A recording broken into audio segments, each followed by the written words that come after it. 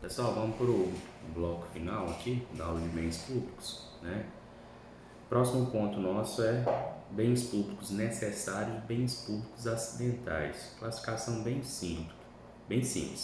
Os bens públicos necessários, né, são aqueles que sempre, pela sua natureza, tiveram, né, a serviço do interesse público. Já aqueles bens públicos acidentais são os que foram incorporados ao domínio público.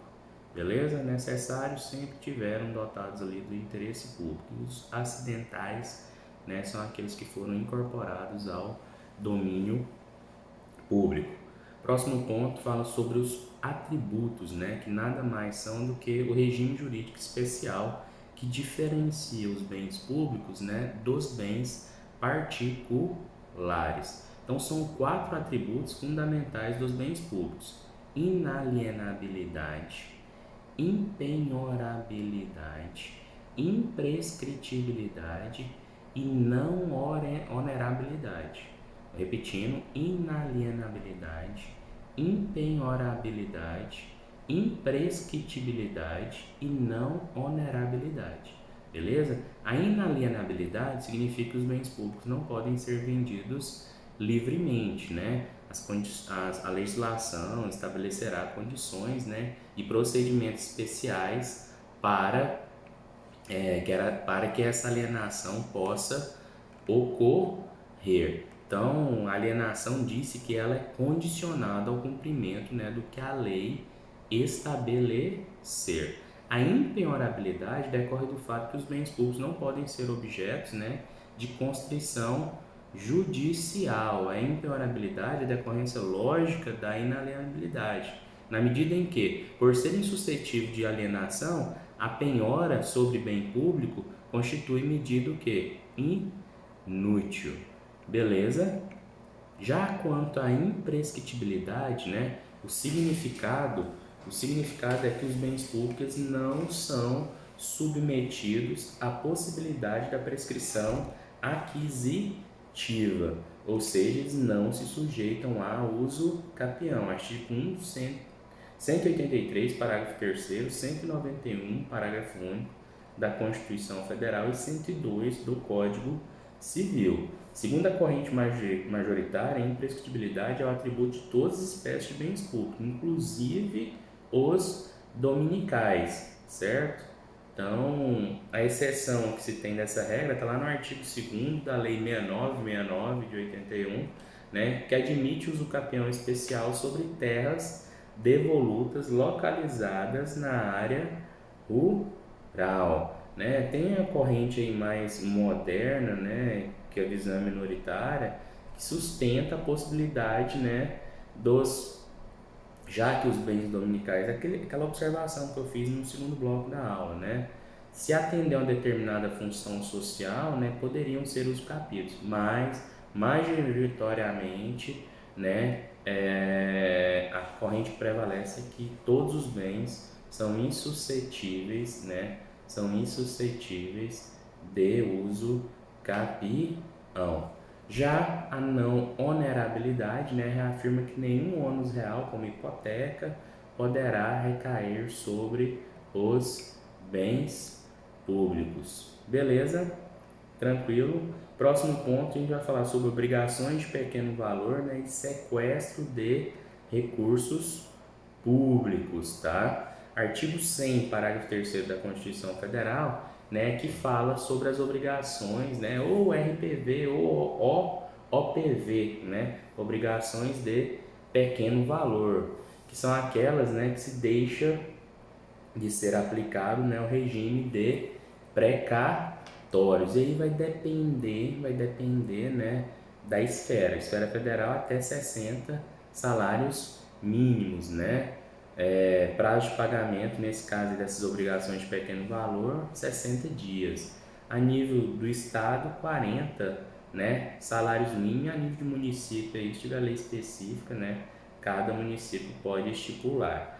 Vencido esse prazo, né, caso não haja pagamento ou se for preterido o direito de precedência, a requerimento do credor, o presidente do Tribunal de Justiça deverá requisitar o sequestro de recursos financeiros, da entidade executada, né, a fim de satisfazer essa prestação. Beleza? Quando não cumprida a IPV, é permitido, né, o sequestro, né, para satisfação da obrigação.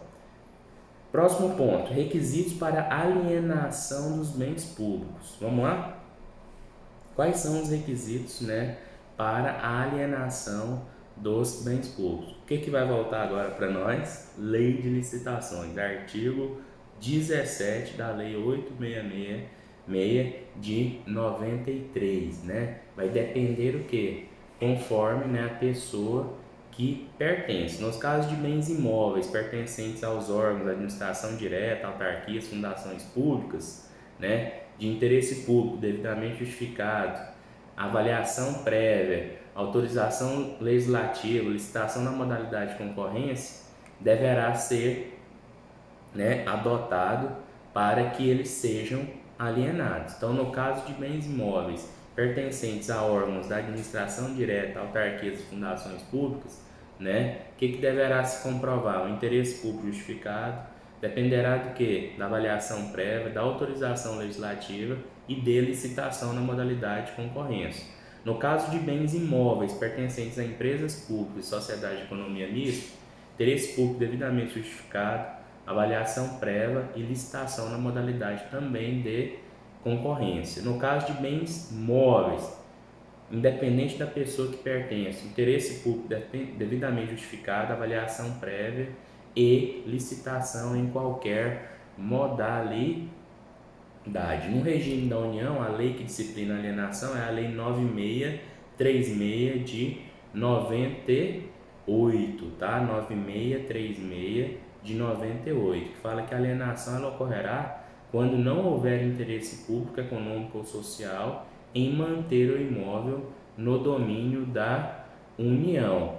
Modalidade concorrência, né, ou leilão, e deverá observar os requisitos do artigo 25 dessa lei supracitada, tá? Para aí ler o artigo 25 da Lei 9636 de 98. Beleza? Próximo ponto, afetação e desafetação.